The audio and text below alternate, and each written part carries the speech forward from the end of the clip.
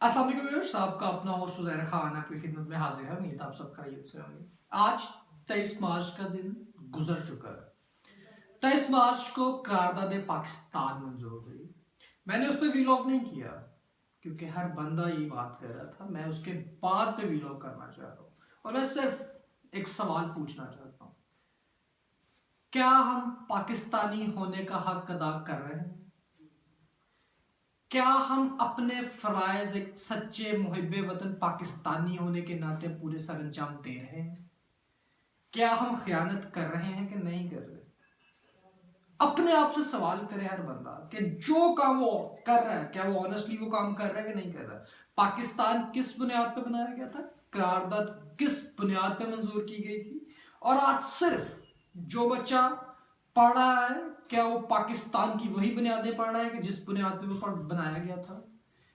क्या कोई मुलाजिम या कोई सरकारी ऑफिसर वही काम कर रहा है जो उसको करना चाहिए?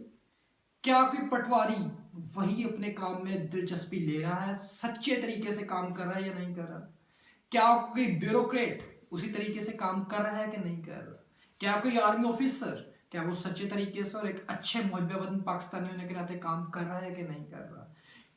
कोई भी आप महकमा उठा के देख लें, खा वो डिस्ट्रिक्ट लेवल पे हो, खा वो आप प्रोविंस लेवल पे हो, खा वो फेडरल लेवल पे हो, हर बंदा क्या अपने काम सही सर अंजाम दे रहा है कि नहीं दे रहा? मेरा सिर्फ एक ये सवाल है। 23 मार्च गुजर चुकी है, 23 मार्च के ऊपर मैं बात नहीं कर रहा।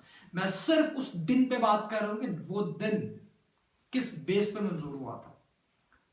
और अगर आपका जमीर सेटिस्फाई है इस क्वेश्चन से कि आप बिल्कुल वही एक सच्चे मुहब्बे वतन पाकिस्तानी होने के नाते अपने फ्राइज अच्छे तरीके से सर अंजाम दे रहे हैं, जो इस मुल्क की तरक्की में अपना हिस्सा डाले, और आपका ज़मीर मुतमिन हो, तो फिर आप एक सच्चे पाकिस्तानी हैं।